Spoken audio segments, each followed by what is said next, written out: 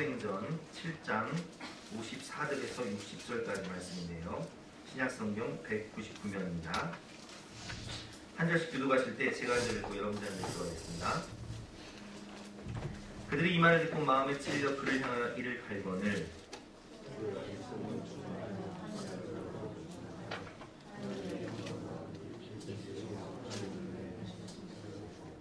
말하되 보라 하늘이 열리고 인자가 하나님 우편에 서신 것을 보노라 한데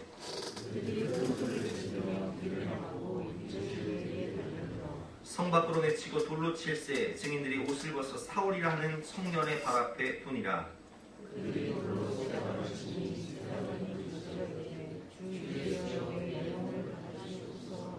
함께 읽겠습니다. 무릎을 꿇고 크게 불러 이르되 주여 이 죄를 그들에게 돌리지 마옵소서. 이 말을 하고 자니라. 아멘.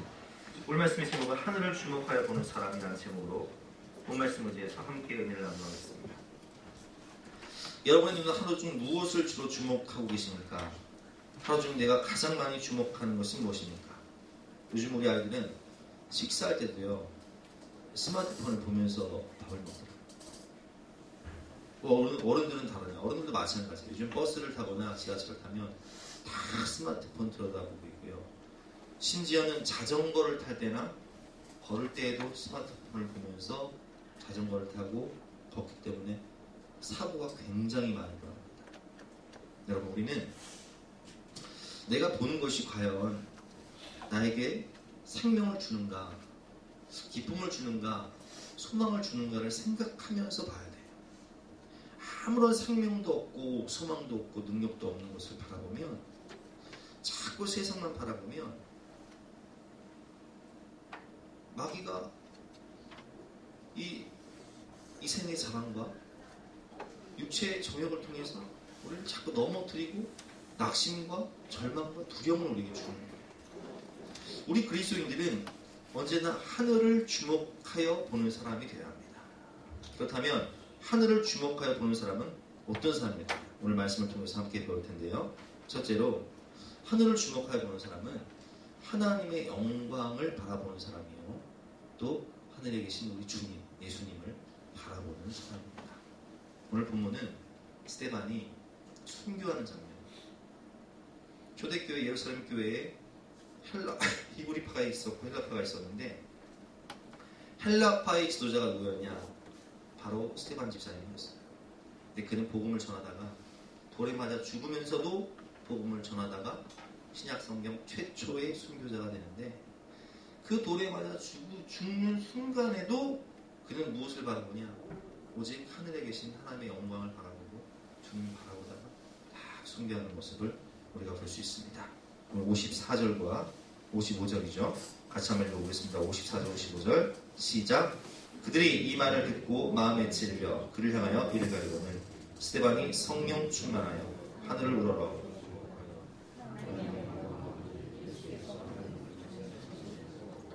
아멘. 우리가 그리스도인들은 세상, 애굽이라는 세상에서 나와서 하나님이 애굽 세상에서 딱 우리를 불러내서 광야로 인도하셨어요. 그럼 광야에서는 뭐 볼 게 있냐? 거기는요, 광야는 강도 없고 산도 없고 숲도 없고 그냥 허벌판이에요. 근데 광야에서 몇 년 동안 이스라엘 백성들을 훈련시키시냐? 무려 40년. 40년 동안 무슨 훈련을 시키시냐? 하늘을 바라봐라. 하늘에서 하나님의 임재가 있는 성막에서요, 하늘로 낮이면은 구름 기둥이 확 솟아올라서 하늘을 덮어요. 왜? 광야는 너무 뜨거운 곳이라, 우리가 뜨거운 여름에요, 여러분 해수욕장 가보세요. 뜨거운 여름에 한 4시간, 반나절 말고 반나절만 태양 아래서 있어 보세요. 피부가 다 벗겨집니다. 제가 옛날에 어렸을 때 저기 왕수천 옆에 신화촌이라는 동네에 살았는데, 우리 사촌 동생들이랑 옛날에 고무다라 했어요. 고무다라를 이렇게 타고 한나절을 이렇게 가면 등껍데기가 다 벗겨져요. 셋이 다 등껍데기가 벗겨져가지고, 하여튼 여름이면 등껍데기를 몇 번 벗겼는지 몰라요. 너무 뜨거우니까, 광야가 너무 뜨거우니까 하나님이 구름 기둥을 쫙 펼치셔가지고 이스라엘 백성들을 보호해 주시고, 또 밤에는 막 영하까지 떨어지는 거예요. 너무 추우니까 구름 기둥을 확 세워주셔서 보일러를 뜨뜻하게. 그래서 구름 기둥과 불 기둥을 인도하시면서 그 성령님의 인도하심 따라, 하나님의 인도하심 따라 광야길을 행진하며 나가는 거예요. 하늘에서 만나가 내리고, 하늘에서 메추라기가 내려오고, 하늘에서 이슬이 내려오고, 세상이 주는 은혜로 사는 것이 아니라, 세상이 주는 것으로 사는 것이 아니라 하나님이 주시는 선물과 하나님이 주시는 은혜로 살라고 하늘 바라보는 연습을 하나님께서 우리에게 시켜주시는 거예요. 여러분, 우리는 항상 속지 말아야 돼요. 세상은, 마귀는 우리에게 말합니다. 사람을 보고 세상을 바라봐라. 즐거운 세상 문화를 바라봐라. 그러나 여러분, 좋은 것은 위로부터 내려오는 거예요. 제가 좋아하는 말씀 중에 야고보서 1장 16절과 17절 말씀이 있는데 제가 읽어보겠습니다. 내 사랑하는 형제들아, 속지 말아라. 이 마귀에게 속지 말아라. 온갖 좋은 은사와 온전한 선물이 다 위로부터, 빛들의 아버지께로부터 내려오니 그는 변함도 없으시고 회전하는 그림자도 없으시느니라. 너희가 그 은혜에 의하여 믿음으로 말미암아 구원을 얻었나니 이것이 너희에게서 나는 것이 아니요 하나님의 선물이라. 여러분, 구원도 믿음도 예수 그리스도를 통한 천국 영생도 위로부터 내려오는 거예요. 오늘 이 말씀처럼 온갖 좋은 은사와 온전한 선물이 다 위로부터, 빛들의 아버지께로부터 내려오나니, 우리는 어려운 일을 당할 때 그럼 어디 찾아가세요? 저는 제 경험상 제가 어려운 일을 당할 때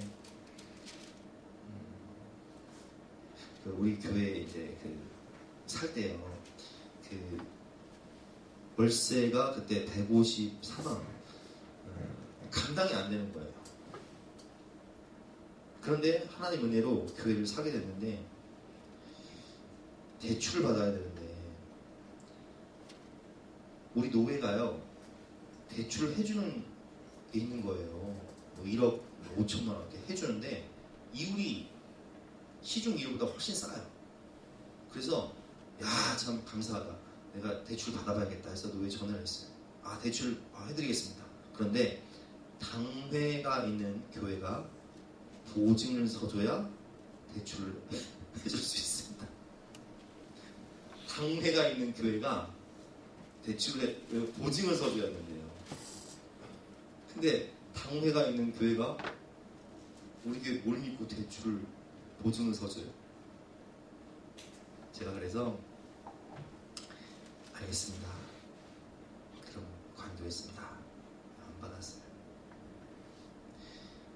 우리가 어려운 일 당할 때 사람 앞에 가서 좀 도와주십시오. 한 번만 도와주십시오. 이럴 수 있죠. 그러면 어려운 일 당할 때 사람에게 찾아가면 관계만 끊어져요. 우리의 도움은 누구시냐? 하나님밖에 없어요. 근데 저는 그냥 하나님께 무릎 꿇었어요. 하나님, 어차피 교회는 주님이 친히 말씀하시고 내가 내 교회를 세우면 인도의 권세가 이기지 못한다 말씀하셨습니다. 하나님이 세워주셔야지. 제가 어디 가서 사람에게 도와달라고 하는데 도와주겠습니까? 어제도 저 포항에 제 친한 목사님이 개척교회 목사 이제 청빙을 받으셔가지고 작은 교회 15명 모이는 교회에 청빙을 받으셔가지고 목회를 하는데 어려움이 많죠. 얼마나 어렵겠어요. 그런데 제가 그런 말씀을 드렸어요. 목사님, 형님, 그때 참 어려울 때인데 제 경험상 절대로 어렵다고 해서 사람에게 찾아가서 도와달라고 하거나 뭐 지원해달라고 하거나 그렇게 하지 마십시오. 그냥 무릎 꿇고 하나님께 기도하십시오. 하나님이 도와주시고 하나님이 살려주셔야 교회가 사는 거지.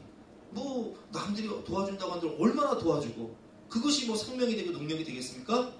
사람에게 무릎 꿇지 말고 하나님께 무릎 꿇을 때 하나님이 역사하셔야 위로부터 하나님의 모든 가장 좋은 은사와 온전한 선물이 다 위로부터 빛의 아버지께로 내려오나니, 여러분, 우리가 기도를 왜 해요?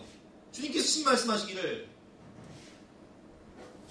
너희가 너희가 악할지라도 좋은 것 줄 줄 알거든. 하물며 하늘에 계신 너희 아버지께서 구하는 자에게 좋은 것 주시지 않겠느냐.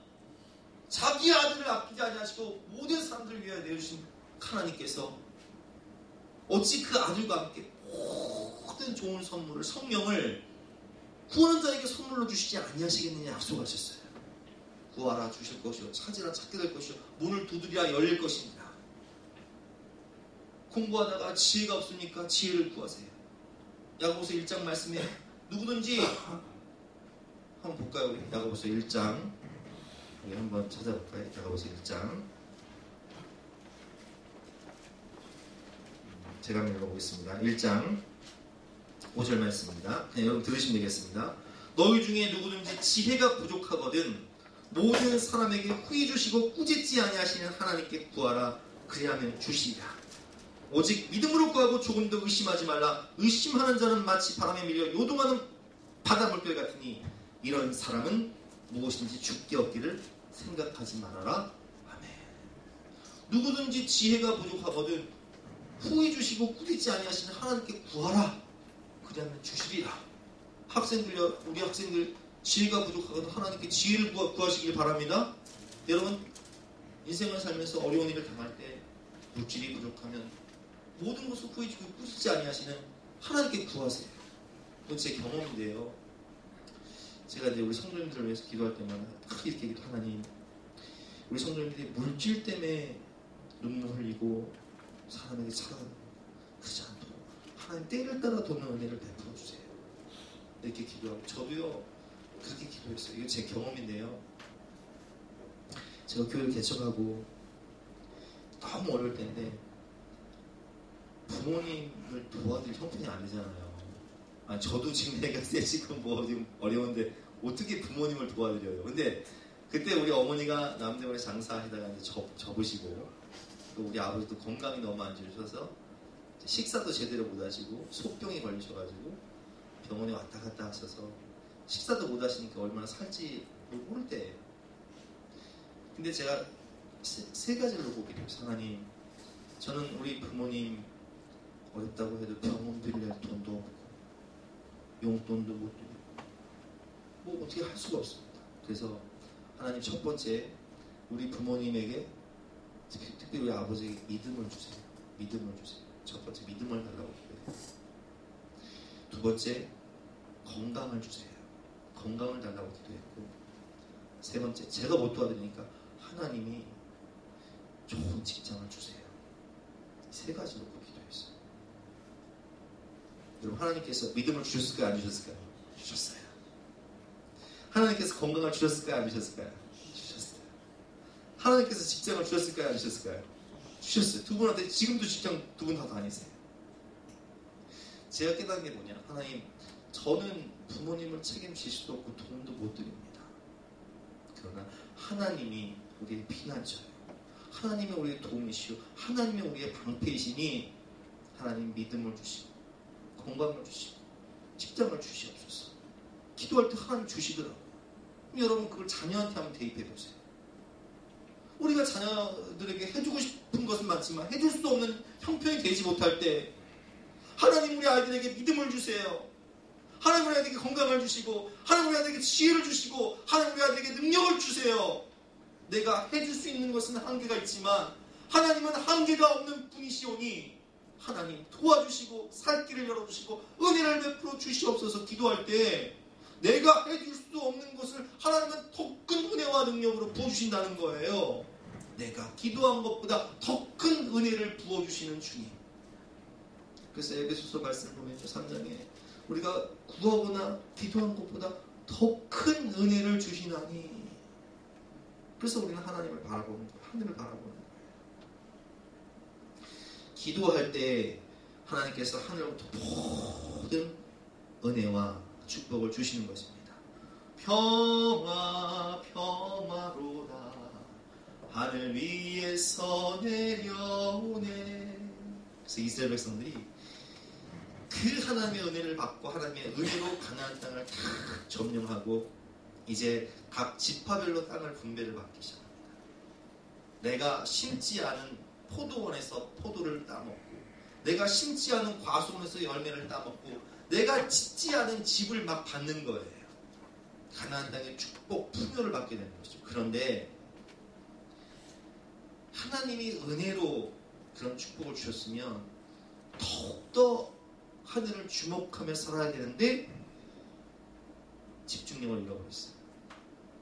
가나안 땅에 딱 들어가니까 거기는 막 적과 꿀이 흐르는 땅, 풍요한 땅인데 가나안에 살고 있었던 원주민들, 쫓아내지 못한 그 원주민들이 바알과 아세라라는 우상을 섬기는 거예요. 바알과 아세라는 비의 신이고 다산의 신인데 그 신들이요 제사를 드릴 때 타작마당이라는 그 언덕의 가장 높은 곳에서 바람이 잘 부는 곳에서 타작마당에서 이제 곡식을 추수해서 이제 타작을 합니다. 거기서 축제를 벌이는데 그 예배 의식이요 엄청나게 음란한 예식이에요.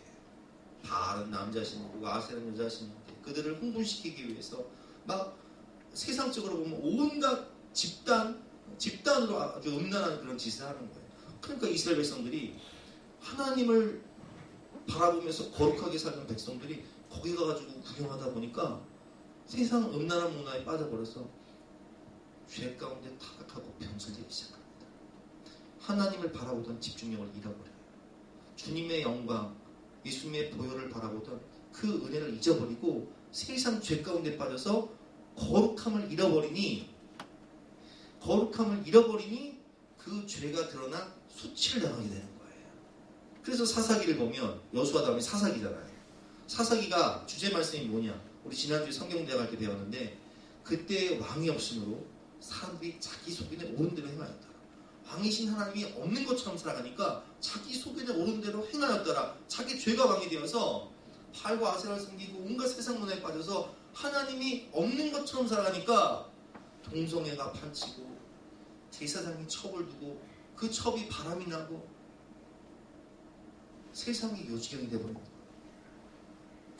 그래서 사사시대가 400년 돼요. 사사시대 400년 동안 쳇바퀴가 돌아요. 그렇게 범죄하고 타락하고 하나님을 향한 집중력을 잃어버리면 하나님이 이방 백성들을 통해서 그들을 징계하시고 심판하시며 그들이 아이고 하나님 살려주세요, 하나님 도와주세요 이렇게 회개하고 기도할 때 하나님께서 하나님의 대리자인 사사를 보내주셔서 그들을 구원하셨더라. 그러나 그들이 다시 하나님을 떠나서 세상의 죄악 가운데 빠져서 타락하고 범죄하고 변질되면 하나님이 또 다른 이방 민족을 통하여서 심판하시고 징계하시고 채찍을 때리시면 그들이 또 회개하고 부르짖고 기도하면 또 사사를 보내서 구원하셨다. 이게 쳇바퀴를 도는데 몇 년 동안 도냐? 무려 400년 동안. 여러분, 그리스도의 인의 능력은 거룩성이에요. 근데 그 거룩성은 어디서 오냐? 하늘을 주목하며 주님을 바라보고 말씀을 바라볼 때의 거룩함이, 그 거룩함의 능력이 우리에게 오는 거지. 이 집중력을 잃어버리게 되면 우리도 여전히 세상 바라보다가 요즘 연예인들이 참 그 죄가 드러나서 그렇게 수치를 당하고 있는데 여러분 그거 남의 이야기가 아니에요. 우리도 거룩함을 잃어버리면 우리 죄가 안 드러나서 그렇지 다 그렇게 수치를 당할 수밖에 없는 거예요. 여러분 기도할 때 하나님의 은혜를 주시고 기도할 때 영혼을 구원할 수 있는 능력을 주십니다. 그래서 우리는 하늘을 주목하는 삶을 살아야 되는 것입니다. 그리고 지금 스데반은 돌에 맞아 죽을 상황이 있잖아요. 사람들이 이를 갈며 스데반을 돌로 쳐서 정말 죽이거든요. 그런데 죽음을 이길 수 있는 이 죽음의 두려움과 공포는요, 이 당해본 사람은 알아요. 죽음에 대한 공포와 두려움은 정말 당해본 사람은 알아요. 저는 당해봤어요. 제가 군대에 있을 때 뭐 다 아시는 얘기지만 부장군들과 우리 부대에 쳐들어와서 정말 막 사람들이 죽어 나가잖아요. 근데 정말 밤에 매복을 딱 쓰려고 하면 나뭇잎 소리가 바싹 소리만 나도요 온몸에 닭살이 쫙 돌면서 머리가 쭉 삐져 올라가요. 왜? 죽음에 대한 공포가 남의 이야기가 아니라 내 코앞에 와 있는 거예요. 수류탄 한 방이면 죽는 거예요. 총알 한 방 맞으면 죽는 거예요. 근데 이 죽음의 두려움과 공포, 특별히 오늘 스테반은 순교를 하는데 이 죽음에 대한 두려움과 공포를 이길 수 있는 것이 무엇이냐? 하늘의 영광을 바라보는 거예요. 왜? 스테반은 오늘 죽으면서 뭘 보냐면 보라, 하늘이 열리고 하나님의 영광과 인자가 하나님 보좌 우편에 서신 것을 보노라, 이렇게 고백하는데, 세상 사람들은 죽으면 왜 죽음이 두렵냐? 내가 죽으면 어디 갈지 몰라. 지옥 가면 어떡하지? 그 두려움이 있는 거예요. 그런데 우리 그리스도인들은 하늘을 주목하여 바라볼 때 뭐가 보이냐? 나를 위해 내 죄를 대신해 죽으신, 여기서 인자라는 것은 사람의 아들로 오셨다는 뜻이잖아요. 왜 하나님이 사람으로 오셨어요? 내 죄를 담당하시기 위해. 내 죄 때문에 십자가에서 대신 죽으시기 위해. 그래서 기도하면 세상과 나는 강보도 없고 구속한 주만 보이도다. 나를 위해 죽으신 예수님의 십자가의 보혈이 보여요. 예수님의 십자가의 공로가 보여요. 살 길이 보여요. 구원의 문이 보여요. 하나님의 영광과 구원의 문이 보이니까 죽음은 끝이 아니라 내가 바로 천국에 입성하는 바로 그 영광의 날이요, 기쁨의 날이요. 얼마나 좋겠어요, 여러분. 그래서 사도 바울은 빌립보서 1장에 오면 이런 고백을 합니다. 그가 옥중서신, 빌립보서는 옥중서신인데, 그는 이미 천국을 보고 온 사람이에요. 3차쯤 갔다 온 사람이잖아요. 그러니까 이렇게 고백해요. 내가 삶과 죽음 두 사이에 끼어있다. 그런데 내가 오늘이라도, 지금이라도 하나님 나라에 저 천국에 가는 것이 더 좋으나 너희의 믿음의 진보를 위해서 내가 이 땅에 있는 것이다. 너희의 유익을 위해서 있는 것이다. 이렇게 고백하지, 바울은 언제나 천국을 소망하며 살았어요. 그래서 오늘 고난과 죽음과 순교를 이길 수 있는 힘은 무엇이냐? 바로 하나님의 영광을 보는 거예요. 그래서 사도 요한도 반모섬에 유배되어서, 모든 사도는 이미 다 순교하고 사도 요한만 반모섬에 유배되어 있을 때에 그 동물 속에서 하나님이 뭘 보여주시냐? 하늘 문이 쫙 열리면서, 기도할 때 하늘 문이 쫙 열리면서 하나님의 나라가 도래하는 거예요. 그래서 새 예루살렘 성이 다 도래하는데, 그 찬란한 새 예루살렘 성의 높이와 넓이와 길이가 어떠한지, 그 하나님의 나라의 생명수 강가와 생명나무가 어떠한지, 그 찬란한 모습을 그냥 드라마처럼 확 보여주시는 거예요. 그러니 여러분, 죽음이 두렵겠어요? 안 두렵죠. 그래서 우리가 지난주간 마가복음을 큐티할 때, 마가복음에서도 예수님께서 제자에게 이런 말씀하십니다. 어떤 말씀하시냐면은, 아무든지 나를 따라오려거든 너희가 자기를 부인하고 자기 십자가를 지고 나를 따라야 되는데, 너희가 정말 하나님 나라에 들어가길 원한다면 누구든지 자기 목숨을 구원하고자 하면 잃을 것이요, 누구든지 나와 복음을 위하여 자기 목숨을 잃으면 구원하리라는 말씀처럼, 너희가 12제자에게 말씀하시는 거예요. 너희 다 순교할 거다, 이렇게 말씀하시는 거예요. 자기 십자가를 지고 다 순교할 거다. 정말 자기 십자가를 지고 다 순교하잖아요. 근데 그들에게 뭘 말씀하시냐? 마가복음 8장이었죠. 9장으로 넘어가면 또 그들에게 이르시되, 내가 진실로 너희에게 이르노니 여기 서 있는 사람 중에 죽기 전에 하나님 나라의 권능으로 임하는 것을 볼 자도, 하나님의 나라가 권능으로 임하는 것을 너희 눈으로 직접 볼 자들이 있다라고 말씀하시면서 보여주신 게 뭐냐? 변화산 사건이에요. 주님 부활하신 영광의 광채로 다 변화된 모습을 보여주시죠. 그리고 실질적으로 12제자는 전부 다 부활하신 예수님을 보고 예수님이 승천하신 것까지 봐버려요. 그래서 변화산 사건에 보면 엿새와 예수께서 베드로와 야고보와 요한을 데리시고 따로 높은 산에 올라가셨더니 그 앞에서 변형되사 인성을 가지신 사람인 예수가 하나님으로 변형되신 거예요. 하나님의 영광을 보여주시는 거죠. 그리고 모세와 엘리야와 함께 예수님이 십자가에서 죽으실 것을 논의하세요. 그 옷이 광채가 나며 세상에서 빨래하는 자가 그렇게 희게 할 수 없을 만큼 희어졌더라. 여러분, 이 영광을 보면 사도 요한이 그 영광을 받고, 또 사도 바울이 그 영광을 봐서 순교했고, 또 12 제자가 그 영광을 봐서 순교할 때 두려워해요? 안 두려워해요? 안 두려워해요. 오늘 본문을 보면 스데반이 그 영광을 보죠. 보라, 하나님의 영광과 인자가 하나님 보좌 우편에 서신 것을 보노라 하면서 환희와 감격 속에서 기쁨으로 천국까지 돌에 맞아 죽는 그런 두려움, 공포 없어요. 사람들 자기를 돌로 친 원수 같은 사람들을 저주하거나 원수를 갚아달라고 막 소리를 치거나 그렇게 하지 않아요.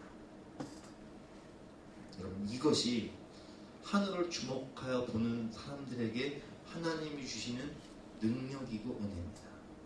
담대해요. 죽음 앞에 담대합니다. 죽음 앞에 평안합니다. 왜? 죽음이 끝이 아닙니다.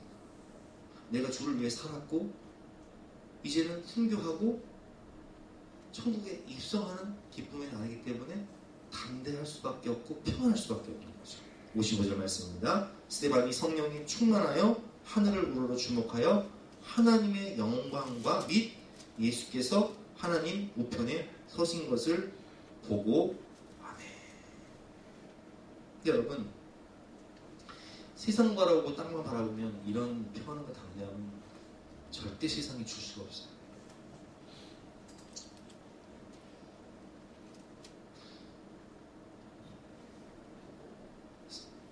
세상이 줄 수 없는, 세상이 알 수 없는 평안함은 오직 하늘 위에서 내려오는 하나님이 주시는 평안함이지,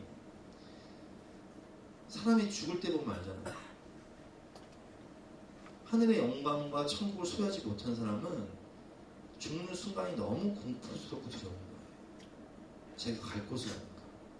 그러나 하나님의 영광을 체험하고 천국에 대한, 구원에 대한 확신이 있는 사람은 죽음의 순간이 너무 기다려지는 순간이에요. 그래서 제가 가끔씩 병원 신방을 해서 믿음 좋은 분들 신방을 하면 이미 다 천국에 가신 분들이죠. 그런 분들은 저한테 그런 말씀을 하시더라고요. 어떤 장로님이나 어떤 권사님들 제가 신방을 하면, 장로님 혹시 기도 제목 있으면 말씀해 주세요. 목사님 하루라도 빨리 주님 품에 안기고 싶어요. 더 이상 이 육신의 질병과 고통 가운데 있고 싶지 않아요. 하루라도 빨리 주님의 영광 가운데 그 사랑의 품에 안기고 싶어요. 이런 말씀하시지, 제발 저 좀 더 살게 기도해 주세요, 이런 말씀 안 하시더라고요. 여러분, 그 믿음이 저와 여러분의 믿음이 되시기를 주님의 이름으로 축원합니다. 59절과 60절 말씀 읽어보겠습니다. 59절 60절 교독해 볼게요. 그들이 돌로 스데반을 치니 스데반이 부르짖어 이르되 주 예수여 내 영혼을 받으시옵소서 하고, 60절 시작.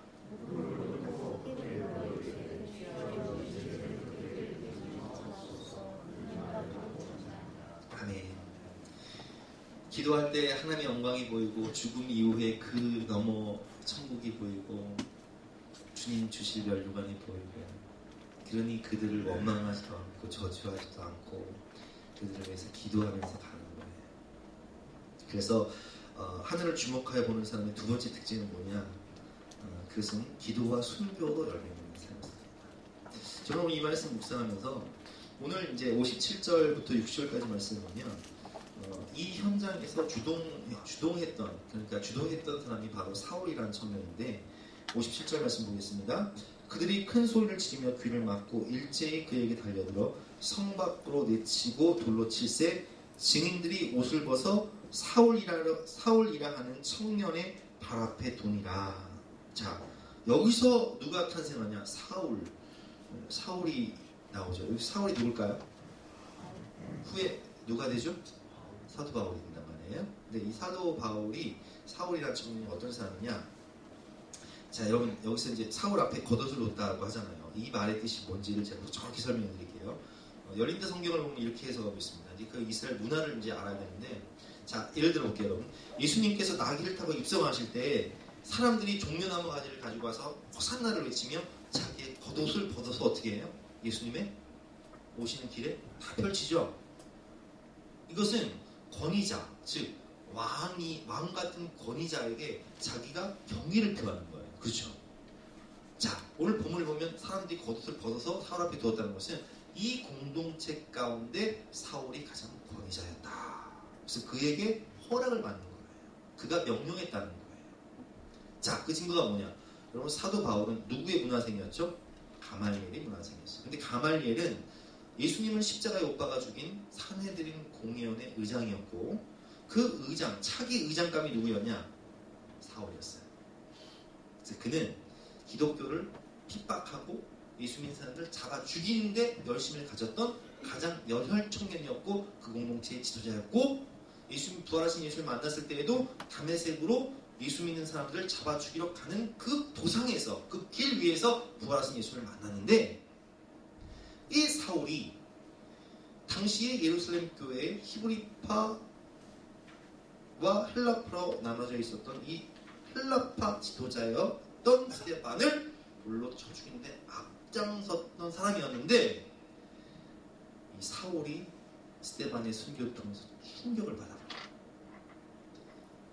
어떻게 죽어가면서도 사람들을 저주하지도 두려워하지도 않고 저런 담대한 확신 가운데 그가 죽으면서 뭘 봤다고 해요? 하나님의 영광을 보고 주님을 바라보고 오히려 자기를 돌로 치는 나를 위해서, 이 사람들을 위해서 기도할 때 뭐라고 기도하냐? 주여 저 돼지를 용서하여 주옵소서. 저들은 지금 저기 하는 일을 알지 못합니다. 예수님이 십자가에서 죽으시면서 하신 기도를 스데반도 똑같이 하는 모습을 보면서 충격을 받아버려요. 그런데 이 사울이 나중에 어떤 사람이 되냐? 어떤 사람이 돼? 사도 바울에서 로마까지 가서 복음 전하고 순교하고, 빌립보 교회, 고린도 교회, 에베소 교회, 골로새 교회, 수많은 교회를 개척해서 수많은 영혼을 살리고 신약 성경의 반을 성령의 감동으로 서신서를 쓴 사람이 바로 사도 바울. 스데반의 순교와 기도로 누가 탄생해요? 사도 바울이 탄생해요. 근데 저는 이 말씀을 묵상하면서 또 뭘 깨닫냐? 사도행전을 보면요, 사도행전 1장 8절 말씀이 주제 말씀이에요. 오직 성령이 너에게 임하시면 너희가 권능을 받고 예루살렘과 온 유대와 사마리아와 땅끝까지 이르되 증인되라 말씀하시는데, 사도들이 사도행전 2장에 보면 120명이 성령을 받습니다. 성령의 권능을 받으나 그 성령의 권능을 받은 그들이 어디에만 머물러요? 예루살렘에만 머문단 말이에요. 더 이상 나가지 않아요. 그러나 스데반 순교 사건 이후에 어떤 일이 벌어지냐? 사울이 교회를 참멸할세 더욱 극심한 핍박이 옵니다. 그래서 12사도 이외에는 모두가 예루살렘을 떠나서 사마리아와 온 유대와 땅끝으로 흩어져 버려요. 근데 그들이 가서 뭐하냐? 사도행전 8장을 보니까 빌립 집사가 사마리아, 그 원수의 땅에 가서 복음을 전합니다. 그리고 사도행전 11장을 보면 안디옥 교회가 세워져서 그 이방 땅에 세워진 안디옥 교회가 선교사를 파송하는데, 그게 누구예요? 바나바와 바울. 오늘 보면 바울 선교사가 돼서 1차, 2차, 3차 전도를 합니다. 여러분, 우리 깨달을 수 있는 게 뭐냐? 내가 죽는 순간까지 영혼을 위해서 기도하면 그 영혼은 반드시 구원받고 그 영혼은 사도 바울처럼 쓰임받는다는 거예요. 아멘? 여러분, 제가 이 간증인데요, 지난주에 우리 살아가는 우리 이모님들, 삼촌, 여사님들 다 모여서 우리 퇴견 부모님 댁에서 예배를 드렸어요. 근데 뭐라고 제가 설교했냐? 고넬료가 기도할 때, 이방인이었지만 기도할 때 하나님께서 고넬료의 그 기도와 구제를 보시고 그 온 집안을 구원해 주셨다. 우리 외할머니가 돌아가시기 전까지 기도하셨는데, 돌아가실 때에는 그 기도가 안 이루어진 것 같았는데, 돌아가시고 난 다음에는 온 집안이, 온 형제들이 다 예수 믿고 구원받은 것처럼, 우리가 눈물로 간절한 마음으로 기도하면 내 당대는 안 이루어져도 내가 천국 간 다음에라도 하나님은 반드시 그 영혼을 구원하신다는 거예요. 오늘 스데반이 죽을 때 사울이 예수 믿었어요? 안 믿었어요? 안 믿었어요. 교회를 장멸할세. 그런데 세월이 지나서 사울이 누가 됩니까? 바울 돼버리네. 수많은 교회를 개척하고 성경의 반을 집필하고 세계 선교를 주도하고 앞장서는 사람이 되는데 누구의 기도로 말미암아? 스데반의 기도로 말미암아. 여러분, 기도가 이렇게 능력이 있다는 거예요. 그래서 하늘을 주목하여 우리가 기도하면 하나님은 수많은 영혼의 열매를 맺고 그 사람을 변화시켜서 사도 바울처럼 쓰신다는 거예요. 얼마나 감사해요. 그래서 우리는 끝까지 포기하지 말고 기도해야 되는 거예요. 하나님, 내가 눈 감기 전에 그 영혼을 구원시켜 주시면 얼마나 좋겠습니까? 그러나 내가 눈물로 기도하고 하나님께 답할 때 내 당대는 안 이루어질지라도 내가 천국에서 그 영혼을 기다릴 때 그 영혼이 반드시 구원받을 뿐만 아니라 사도 바울처럼 쓰임받다가 하나님 나라에서 기쁨으로 만나게 하여 주시옵소서. 이렇게 믿음으로 기도하시는 저와 여러분 되시기를 주님의 이름으로 축원합니다. 기도하고 구한 것을 받은 줄로 믿으라. 그리하면 그대로 되리라. 하나님 약속하셨어요. 또한 순교는 하늘의 빛이 땅에 떠서 죽지 않으면 하늘에 되겠지만 죽으면 수많은 열매를 맺는 거예요. 스데반의 순교 이후에 이제 사마리아와 온 유대와 땅끝까지 이르러 수많은 영혼 구원의 역사가 일어났을 뿐만 아니라 우리 올 초에 판가지 목사님 오셔서 간증하셨잖아요. 인도에 1999년에 인도 선교사님 한 분이 남편 선교사님이 어린 아이들 10살짜리, 7살짜리 아들들 데리고 차를 타고 나갔는데 이 극우 강경 힌두교인들에 의해서 피살을 당했단 말이에요. 차가 다 불탔어요. 1999년에. 그 당시에 그 지역은요, 복음화율이 0%였어요. 왜? 강경 힌두교니까. 교회가 세워질 수가 없었어요. 근데 그 부인 선교사님에게 성령이 말씀하시기를 그 남편과 자식을 죽인 그 두 아들을 죽인 그 사람을 용서해라. 사랑해라. 그들을 위해 기도해줘라. 아니, 이게 어떻게 가능해요? 성교사님이 난 절대 못합니다. 어떻게 내 두 아들과 남편을 죽인 저 원수를 다른 사람을 사랑하라고 하셔야지 왜 저 원수를 사랑하라 하십니까? 하나님 뭐라고 하세요? 이것은 내가 너에게 명령하는 것이 네가 선택하는 것이 문제가 그런 문제가 아니다. 나의 명령이다. 너의 주인은 나다. 그리고 그들을 용서할 수 있는 마음, 사랑할 수 있는 마음 주시는 거예요. 그리고 자기 남편과 아들 둘을 죽인 그 원수를 볼 때 주님이 주신 마음으로 나는 당신을 용서합니다. 나는 당신을 사랑합니다. 복음을 전해요. 그래서 그 지역이 어떻게 되는 줄 아세요? 지금은 27년이 지났죠. 지금은 30%가 예수 믿는다고 하잖아요. 사랑의 원자탄 손영원 목사님 그렇게 하셨잖아요. 그래서 여수나 순천 가면요 교회가 그렇게 많아요. 믿는 사람들이 그렇게 많아요. 문중경 전사님이라고 신안 앞바다 증도 거기서 순교하셨는데 신안군은요 우리나라에서 예수님 믿는 사람이 유일하게 90%가 넘어요. 왜 그런 줄 아세요 여러분? 문중경 전사님은 성결 교단의 자랑일 뿐만 아니라 한국교회의 자랑이세요. 자기가 살 수 있는 길이 목포에서 가만히 있으면 돼.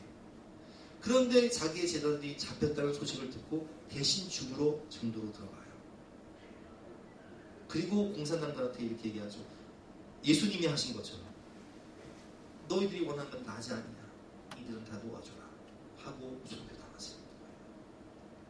그러니 그 제자들이 어떤 믿음을 가졌겠어요? 그 제자들을 통해서 배출되는 한국교회 기라성 같은 목사님이 어마어마해요. 여러분, 이처럼 하나의 빛이 땅에 떨어져 죽지 않으면 하나를 그대로 있지만 죽으면 수많은 열매를 맺는 것처럼 스데반의 순교 또 여러 선교사님들의 순교를 통해서 복음의 역사는 확장되고 수많은 영혼들이 부흥하는 거예요. 제가 말씀드리고 싶은 것은 뭐냐? 그래서 제가 여러분들한테 뭐 순교해라 이렇게 말씀드리면 좋겠지만 순교하시는 분은 몇 분 안 계신 것 같고 우리가 순교는 못하더라도 스데반처럼 기도는 합시다. 아멘. 순교는 못하더라도 기도는 합시다. 사순절 기간 동안 물론 순교까지 갈 수 있는 분들이 계시면 더 큰 영광이겠지만 순교는 못하더라도 기도는 다 하실 수 있잖아요. 그렇죠? 스테반처럼 기도하시는 저와 여러분 되시기를 주님의 이름으로 축원합니다. 마지막으로 저는 오늘 본문을 묵상하면서 나는 과연 예수님 나라에 갈 때, 주님 나라에 갈 때 주님 나라를 어떻게 영접해 주실까 이런 마음이 들었어요. 요즘에 그 승리 사건과 정준영 그 사건 때문에 연예인들이 죄가 드러나서 막 포토라인에 서잖아요. 검찰에 조사받으러 가고 또 법원에 재판받으러 가고 그런 포토라인에 쓰는 게 여러분 한류 스타들이요 원래는 딱 움직일 때마다 공항에 딱 나타났다. 예를 들면 뭐 동남아시아에 딱 가는데 태국이나 뭐 이런 데 가는데 한류 스타가 나타났다. 막 해외 팬들이요 공항에 몰려와서 난리가 납니다. 막 피켓 들고 막 오빠 하면서 막 선물 주려고 난리가 나요. 기자들이 막 몰려오고. 근데 제가 이 말씀 왜 드리냐?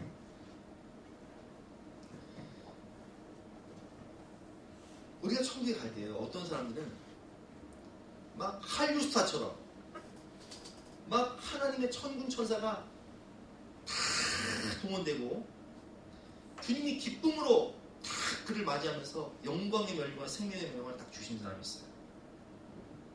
근데 어떤 사람은 그 죄가 드러난 그 연예인들처럼 수치스럽게 어디 쥐구멍이라도 잡고 싶은 마음으로 지옥을 가거나 혹은 천국을 가더라도 너무나 부끄러운 구원을 받아서 주님 앞에 가서 한 일이 없어서 천군 천사 나팔은커녕 어디 개구멍이라도 있으면 개구멍으로 들어가야겠다 천국을 그렇게 들어가실 분도 있지 않을까 생각을 해요. 연류관이 아니라 개털 모자 쓰고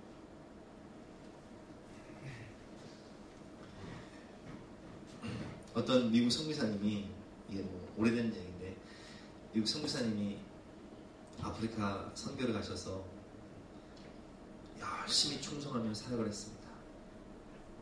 아들과 부인과 함께 선교를 하는데 근데 그만 아들이 아프리카의 풍토병으로 사망하고 말아요. 그 충격으로 아내도 사망하고 말이죠.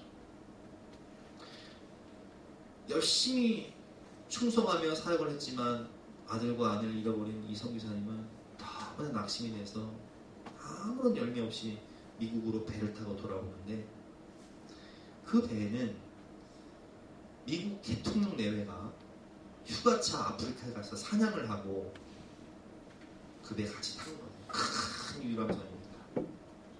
미국에 한국에 도착하는데 그 대통령 내외를 맞이하기 위해서 군함대가 다 나가서 빵빠레를 울리고 사람들이 환호를 하면서 대통령 내외를 환대를 하고 붉은 주단을 들고 그 대통령 내외가 손을 흔들고 사람이 박수를 치고 환영합니다. 이 선교사님이 생각할 때 나는 주를 위해 충성하고 돌아올 때 아무도 나를 반겨주는 사람이 한 사람도 없는데 내가 아들 잃고 부인 잃고 이렇게 돌아와도 아무도 나를 맞이해주는 사람이 없는데 저 대통령은 사냥하고 돌아와도 저렇게 많은 사람들이 환송을 해주는구나. 너무 마음이 아팠어요. 그때 눈물이 툭툭 흘러 그 눈물이 자기의 발을 적실 때 주님이 성령의 감동을 통해서 말씀하십니다. 주님의 음성을 듣게 됩니다. 아들아, 너는 아직 고향으로 돌아온 것이 아니다.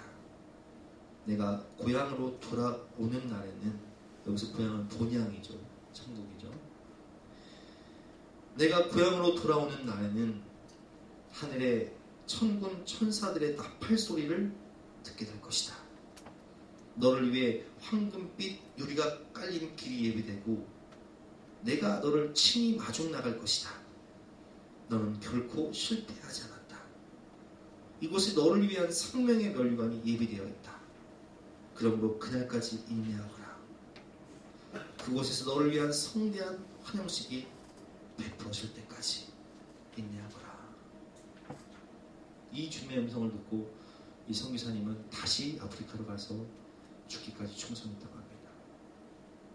오늘 스데반은 신약성경 최초의 순교자가 되어서 주님을 만나러 간다 합니다. 주님은 어떻게 스데반을 맞이하실까요?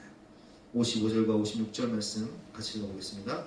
55절과 56절 시작. 스데반이 성령 충만하여 하늘을 우러러 주목하여 하나님의 영광과 및 예수께서 하나님 보좌 우편에 서신 것을 보고 말하되 보라 하늘이 열리고 인자가 하나님 우편에 서신 것을 보노라 한데 아멘. 하늘이 열리고 하나님의 영광의 보좌, 천군 천사, 24장로 그룹들, 천사 그룹들, 그리고 주님이 다 그 보좌 우편에 사도신경을 보면 앉아 계시다가 라고 되어 있는데 오늘 본문을 보면 앉아 계시지 않고 서 계세요. 왜 서 계실까요? 스데반을 최초의 순교자인 스데반을 이제 그가 천국에 입성하잖아요. 어떻게 앉아 계시 주님? 주를 위해 살고 주를 위해 죽었던 스데반이 지금 올라오는데 우리가 반가운 정말 반가운 사람, 사랑하는 사람이 오면 영접하러 나가듯이요. 주님 영접하러 나가시는 거예요. 여러분 우리가 천국에 올라갈 때 나는 어떤 모습으로 주님이 영접하실까요? 저는 이 본문을 묵상하면서 너무나 부끄러웠어요. 과연 스데반처럼 내가 주님 만날 수 있을까? 아니 나는 어디 뭐 개구멍까지는 아니더라도 어디 저 쪽문이라도 있으면 살짝 들어가야 되지 않을까? 너무 주님 앞에 부끄럽게 살고 있지는 않은가? 왜? 하늘을 주목하며 살지 못합니다. 너무 부족하니까. 너무 땅의 것을 바라봅니다. 여러분 우리가 세상을 살기 때문에 두 발은 땅을 딛고 살지만 우리의 시선은 항상 저 영광의 주님을 바라보며 살아야 되는 거예요. 두 발은 땅을 딛고 살면서도 두 눈까지 땅만 바라보면 거기에 능력이 없어요. 거기에 생명이 없어요. 거기에 소망도 없어요.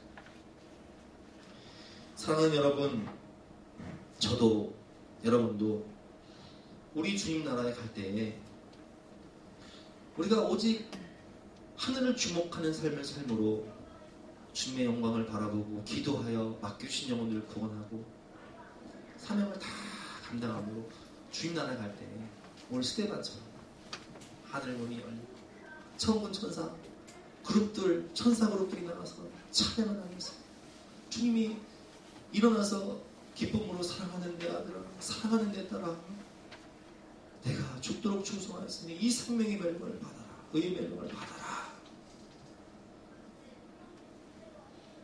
이러한 영접을 받을 수 있는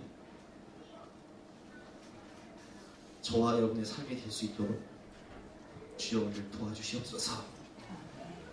기도하시는 저와 여러분들 되시기를 주님의 이름으로 축원합니다. 우리 함께 찬송을 기도할 때 하늘 위에 주님밖에는 우리를 도와줄 분이 없어요. 기도를 통해서 하늘 도우시는 것 같게 주여 응답하여 주시옵소서. 우리 찬양하고 기도하겠습니다. 우리 힘차게 박수를 찬양하겠습니다.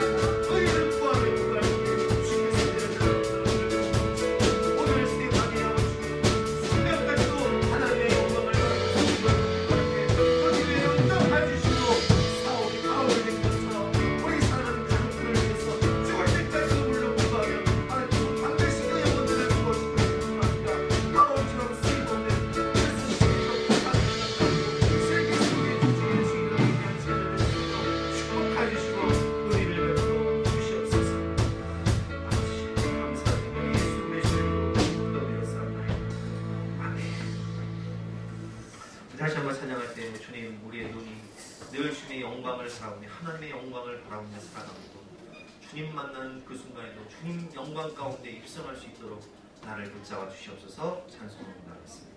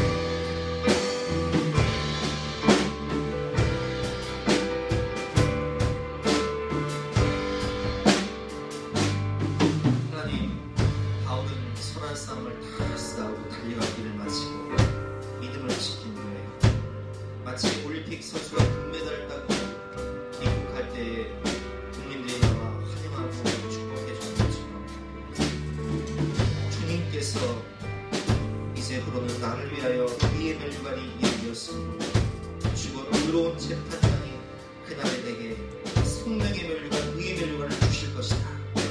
나뿐만 아니라 주의 나타나심을 사모하는 모든 자에게도 주실 것이다 말씀하며 고백했습니다. 우리도 스데반처럼 주님 만나는 날이 가장 영광스러운 날 되고 찬란한 날을 될 수 있도록 도와주시고, 우리도 바울처럼 충성하여 살았으니 주님 만나는 날 생명의 멸류관, 의의 멸류관을 받을 수 있는 가장 복된 날이 될 수 있도록 기도하며 충성하며 살아갈 수 있도록